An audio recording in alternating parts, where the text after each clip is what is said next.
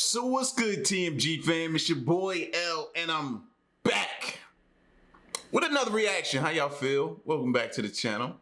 Salute. So, listen, this video here is the 15 scariest, and I do mean scariest tribes you don't want to meet. We was talking about this the other day, which makes this video that popped up like super good to check out, right? Because we was talking about the Sentinelese, you know, how they're depicted as one of the most dangerous tribes out there. You know what I mean? They don't want you popping up on them, showing up, spreading anything to their tribe. So they don't like people around them. So, and I always say, like, it's good to know where you are, or when you're vacationing, or where you're out, to know your surroundings, you know, learn about this stuff, because you don't want to end up in a place or run into one of these tribes and it not be good. It'd be all bad for you, you know? So you want to know where these tribes are located. Everybody's vacationing now, want to go to these exotic places. You better know where you're going and what could possibly be there. That's why I watch some of these videos too, man. You know what I mean? Not only for the information, but for the safety as well. So we're gonna check this video out. If you're new to the channel, man, hit the subscribe button, join the fam. Moment of silence for the haters. That's enough. Now run the likes up. Let's get to the video. Here we go. Full of many great tribes, and while some of them are perfectly lovely, others are terrifying. There are some tribes on Earth who are so much more dangerous than you realize, and you do not want to mess with them. These are the scariest tribes you don't want to meet.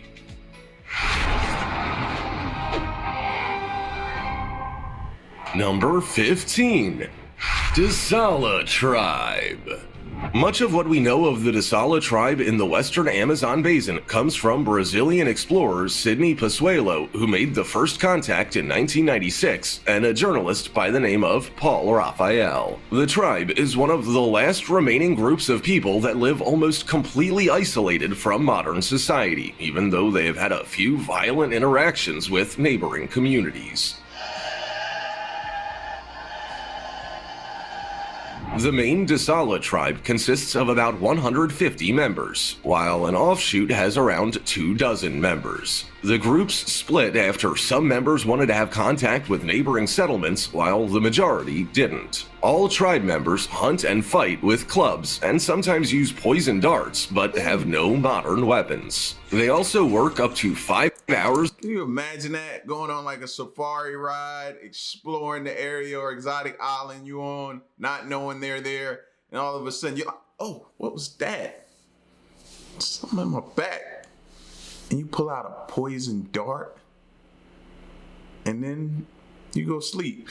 You go sleepy. A day and live in communal huts called malokas. They don't have religious practices, but some sources say they have been known to practice infanticide. Both men and women also paint themselves with red dye from the ruku plant. Like most tribes that reject our modern way of life, they manage to get by just fine. They eat food like corn, fish, birds, wild pigs, and fruit, and they have a basic understanding of agriculture. However, the leading cause of death in their tribe is malaria.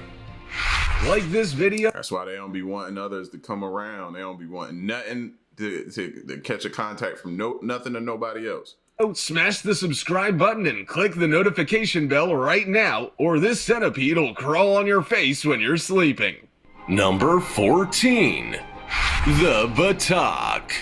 The Batok make up one of the approximately 140 indigenous groups in the Philippines and are located in northeastern Palawan, a large island in the southwest. For as long as anyone has ever known, the Batok have lived in river valleys along the coastlines of Puerto Princesa City. Census data shows that there are about 450 Batok remaining, and they are petite with dark skin and curly afro-textured hair. No one knows for sure whether they are related to another tribe called Ada, or whether they come from groups in Indonesia or the Andaman Islands. They live a hunting and gathering lifestyle, grow plants from seed, and adopt a slash-and-burn farming style. They also trade forest and natural goods with maritime people of the Sulu region for manufactured goods. Unlike some other tribes, the Batok aren't closed off to other people. Batok men often do jobs for others, like harvesting and clearing weeds, and they also earn money through local tourism. They used to be nomadic, but it seems they've gotten into the groove of things by settling into small villages, producing goods, and selling their wares. Number 13. Suri Tribe. In Ethiopia and parts of South Sudan, you'll find the Suri people. There are around 34,000 living in the southwest of Ethiopia, and 3 groups of them in total. When you hear a tribe like that, you don't think to hear 34,000, do you? That was definitely a shocking number for me. 1,000 living in the southwest of Ethiopia, and 3 groups of them in total: Termaga, Chai, and Baili. Just like many other cultures, the Suri tribe has a traditional belief system with a sky deity called Tumu. One person in the tribe, the Komoru, acts as a mediator between the Suri people and the sky god. The Suri tribe members in Ethiopia tend to live in remote, semi-arid plains, foothills, and valleys, but that doesn't mean they're entirely isolated from other people. They actually have rivalries with neighboring groups from Sudan that raid Ethiopian territory. These rivalries have become quite serious, with the use of automatic firearms creating bloody battles. Most of the weapons have come from parties in the Sudanese Civil War. The Suri tribe is also quite culturally proud, and they have a number of practices that aren't commonplace in our modern world. For example, women beautify themselves for marriage by removing their bottom teeth, piercing their bottom lips, and inserting a clay lip plate. However, the more exposed they become to other cultures, the less common this practice is. Number 12. North Sentinelese. Told you, this is Sentinelese is always a given. Perhaps one of the scariest tribes out of all tribes to shun our way of life is the Aboriginals of Andaman and Nicobar on North Sentinel Island. The Sentinelese people are pre-Neolithic and have been living on the island for about 55,000 years with no contact with the outside world.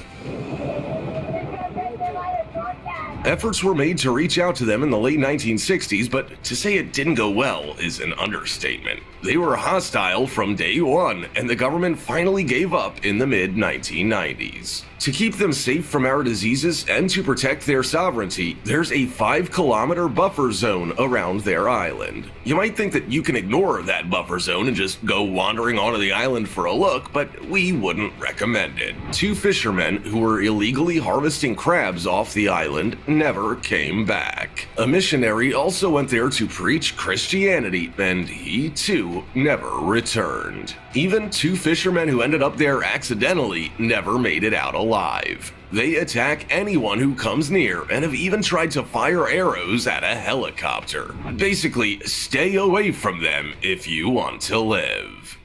Number 11. I mean, that's pretty much simple instructions for me. I'll listen. Queretaro People. The Queretaro people, also known as the Namole, are hunter-gatherers and a nomadic indigenous tribe in the most remote parts of the Amazon rainforest. They mostly live in the Manu National Park within Peru's Madre de Dios region and speak a dialect of the Piro language. Their numbers are estimated to be between 100 and 250, which is up from the 1970s estimate of about 20 to 100. Typically, they actively avoid contact with non-native people, and we can't blame them for that. In the 1890s, Peruvian robber baron Carlos Fitzcarrald arranged for his army to slaughter most of the tribe in the upper Manu River area. Survivors made their way to remote forest areas, and they've basically stayed there ever since. There have been plenty of sightings of them in recent years, though. There are camps on the Las Piedras riverbanks, which they use during the dry season for fishing. And now you see why they're so defensive. You know what I mean? They always happen to be on guard for people trying to do something to them. During the wet season, they remain in the rainforest. Even though they mostly don't make contact with non-native people, some actually have. The BBC reported in 2013 that some had been asking villagers for food. The Peruvian government actually banned contact with them to keep them safe from our modern diseases. Number 10. Akunsu Tribe.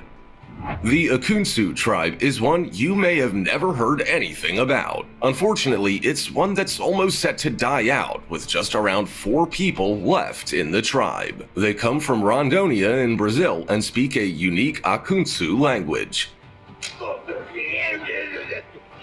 While their numbers may have thrived at one point, that all changed in the 1980s. Brazilian cattle ranchers perpetrated a massacre, almost completely wiping them out. It's believed that they launched the attack because if contact was made through official channels, their forest would be made into an indigenous reserve and closed to loggers and cattle ranchers. Those who remain after the attack live a simple life. They are hunter-gatherers, but also supplement their diet with some agriculture. Official contact was made with them in the late 1990s when it was discovered that they had just 7 members left at the time: 2 men, 3 women, and 2 young girls. In 2000, a tree fell on one of their homes, killing the youngest girl. The oldest member then died, followed by the shaman of the group, who died in his sleep. These events brought the number down to 4.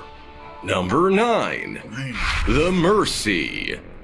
The Mercy, who refer to themselves as Moon, is a Surmic group in Ethiopia. They live close to South Sudan's border and consist of 11,500 members who speak the Mercy language as their mother tongue. Like many other East African agro-pastoralists, they have religious and spiritual practices. They believe in Tumwi, which is something that manifests in the sky as a rainbow, bird, or something else. They also have a Komoru that acts as a link between their god and the tribe. The role of the Komoru is to protect them, their cattle, and their crops. Their life cycles are certainly much different from ours as well. The Mercy are some of the last groups in Africa that still wear lip plates. These are wooden discs, pottery, or plates in their lower lips. When girls turn around 15 or 16, they typically have their lips pierced. Their plates are also used to earn extra money by attracting tourists.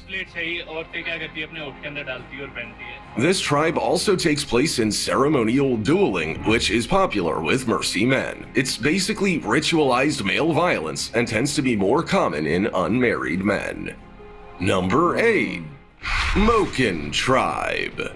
The Moken people are Austronesian people living on the Mergui archipelago, which consists of 800 islands claimed by Thailand and Burma. Experts believe they may have originated in southern China about 6,000 years ago before settling on various South Asian islands. Between 2,000 and 3,000 Moken are living on these islands, and they live a semi-nomadic hunter-gatherer lifestyle with reliance on the sea for their way of life. There are approximately 1,500 men and 1,500 women, and they speak a distinct Austronesian language called Moken. Even though they have a deeply entrenched culture and way of life on these islands, it's under threat. Their population is decreasing, and because of their nomadic lifestyle, they face problem after problem related to modern immigration and property laws. However, they have, to a point, adapted to a modern way of life. Their children go to mainstream schools and are exposed to mainstream cultural ideas. However, those living on the islands of Surin tend to live a more traditional lifestyle. They live off flora and fauna with tools like spears and nets, and have, in recent years, started trading their food for local market goods. Number 7. Simbu Tribe. In the central highlands of Papua New Guinea, you will find the Chimbu or Simbu people. This name was given to them by Australian explorers in the early 1930s, who heard the word Simbu said by locals. It's a form of pleasant surprise in the Kuman language. They live in the Chimbu province in rugged mountain terrain that they've turned into their home with gardens. They don't live in villages, but create tiny settlements with oval houses and low thatched roofs, flattened reed-woven walls, and dirt floors. The men all live together in communal houses, while the women, children, and pigs live together in others. However, they've taken on some of our modern influence, with some men and women now living together. Even though these Simbu people don't have much, their pigs are their most prized asset. They use them as an exchange item in death rituals, marriage celebrations, and to thank women for birthing children. They also have a pig killing ceremony called a Bugla Ingu, which involves killing hundreds or thousands of pigs, cooking them, and distributing them. It's a form of exchange ceremony between tribes to maintain relationships. Number 6. Korowai Tribe. The Korowai Tribe, also known as Kalufo, lives in the Indonesian province of Papua near the border of Papua New Guinea. There are about 3,000 Kalufo, and they had no idea about the existence of other people outside of their own tribe until around the 1970s. Most of us were led to believe that their clans lived in tree houses, but this was later revealed to be false. According to the BBC, they had built the tree houses for the benefits of overseas program makers and didn't actually live in them. That's not to say their houses aren't high up, though. They build their homes above floodwater levels, which prevents damage while also stopping rival clans from capturing their women and children for cannibalism and slavery. That's right, I said it, cannibalism. We don't actually know for sure if it's even a thing now, but I'm always fascinated by how they build, like where they live. It's amazing, fam, to see them take things out of the woods and use different things and combine them to create their living area, man. It's just fascinating to me to see that all the time, bro. Like if I pass by one of those videos and they don't even be talking in those videos, they just be building, I'm stuck there for the next hour or so. I have to see it through. there have been claims that they practice ritual cannibalism, and it used to be a form of justice. Now, anthropologists believe clans with frequent contact with outsiders no longer carry out these practices. However, they may keep up with the charade to encourage tourism. Number 5. Moken Tribe.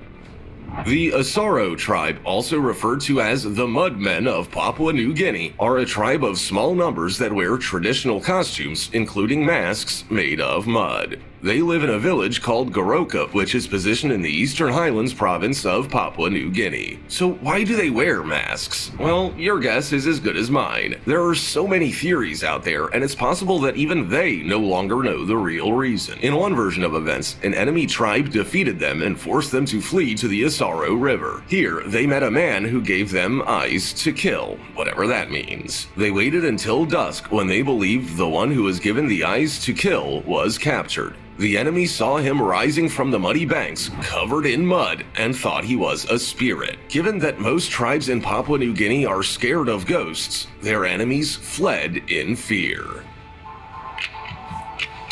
Imagine running up on someone with one of those masks on in the woods, fam. Like, they ain't even gonna have to do nothing to you. You're gonna pass out as soon as you see it. They returned to the village, not realizing that their enemies were still there. However, their enemies were so terrified that they ran back to their village and held a ceremony to ward off the spirits. Legend has it that they couldn't cover their faces with mud from the Asaro River as it was poisonous, so they made masks from pebbles. Number 4. Chukchi People. The Chukchi people are an incredibly interesting group of people. They are also referred to as Lower Wetland and live in the northeasternmost parts of Siberia in Russia. In the late 20th century, there were about 14,000 of them divided into two chief groups, Reindeer Chukchi and Maritime Chukchi. Both speak the Lower Wetland language, but both thrive in different parts of Siberia. The Reindeer Chukchi live off domesticated deer herds. They use them for transport, milk, meat, and pelts. However, Maritime Chukchi live off the sea, hunting sea mammals and fishing. Their ways of life differ based on their environment as well. Maritime maritime chukchi have fixed villages, while reindeer chukchi live in tents and move with seasonal pasture changes. They also travel on sleds pulled by reindeer or dogs, while maritime chukchi get around on boats with wooden frames and covers made of animal skins. It's always fascinating to me to see how they, survive the cold and deal with the weather and the elements during that time, man. You know what I'm saying? So I was paying attention to like jackets and different things they were wearing, and how they were staying warm and surviving the elements. Even though their lives are quite different, their religious beliefs are mostly similar. They believe that invisible spirits are all around us. They also conduct shamanist ceremonies for healing and divination, and hold festivals with sacrifices. Number 3. The Night Marchers. The Night Marchers are... That name just sounds scary. The Night Marchers. Like, it make you not want to go to sleep, right? The Night Marchers. The Night Marchers are definitely a scary tribe you don't want to meet, mainly because most people don't want to come face to face with a group of ghosts in the middle of the night. The Night Marchers form part of Hawaiian mythology, and they are supposedly the deadly ghosts of ancient Hawaiian warriors. On nights when the Hawaiian gods are honored, or nights of Kanaloa, they apparently come out of their burial sites, rise up from the ocean, and march in a group to ancient Hawaiian battle sites and sacred places. They are described as average-sized people dressed for battle, beating war drums, blowing on conch shells, and carrying clubs and spears. The myth also states that they don't touch the ground or water and are instead suspended above the ground. They leave no evidence that they were ever there in the first place. The march begins in darkness and carries on from sunset to just before sunrise. However, they might appear during the day if they're escorting a dying family member to the spirit world. The myth also states that if any mortal looks upon them in defiance, they will die a violent death. Number 2. Agory Tribe.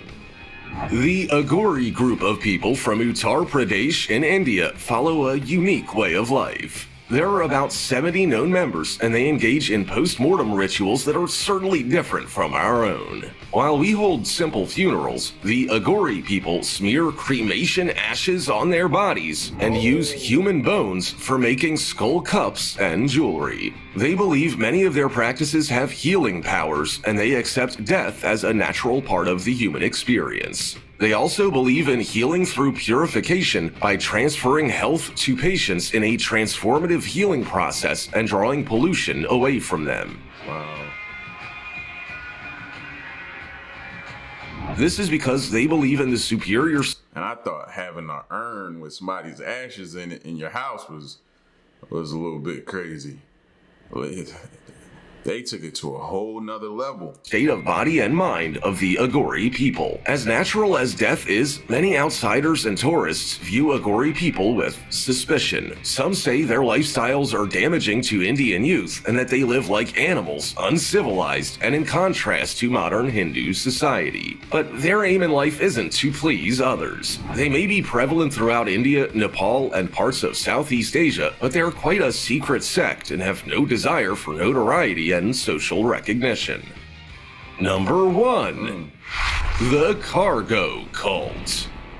Perhaps one of the strangest cults in existence today is the Cargo Cult. Cargo Cult refers to primitive societies that see goods and cargo from first world countries as spiritual gifts.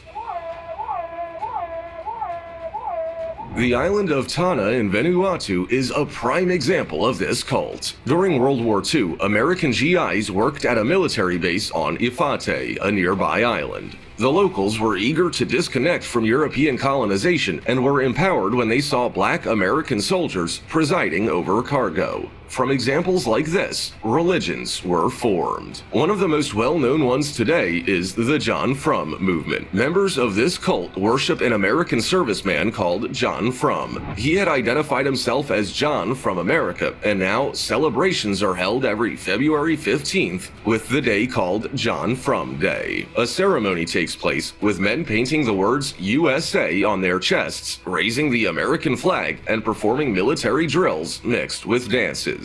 They also build World War II airplanes out of grass, along with a landing strip, in the hope that John will return with more cargo. Another nearby tribe happens to worship the now deceased Prince Philip, Duke of Edinburgh. They believed he was a divine being. We don't know anything different from our way of life, but can you imagine how those tribes must feel when they encounter us with our modern tech and strange clothing? We might think that. I was thinking about that. I was like, I wonder what they think about us, if they're aware of us with all our technology. Excuse me. With all our technology, our cell phones, our laptops, our tablets, our smart watches, our Alexas, and all that type of stuff, they would look at us like super strange. You know what I mean? They would probably look at us like some spoiled, rich, privileged kids, right? I bet. Still, y'all ain't giving up those Alexas and all that electronics. I know y'all ain't. But yeah, man, this is definitely always something to pay attention to, check out. Especially in the day and age where everybody's traveling. Everybody's, wanting to have a good time, venture, see places they've never been. Just like they said in the video, that's how people ran into the Sentinelese. They stumbled upon them because they were going somewhere, and all of a sudden they were met with the Sentinelese. So I say that to say, be careful out here, man. Want everybody to have a good time, explore, live your life to the fullest. Like my pop said, you only get one time on this stage. So live it to the fullest, but at the same time, be careful, all right? So y'all get at me in the comment section. Let me know what you think. And stick around and stay tuned. Till the next one, I'm gone. Peace.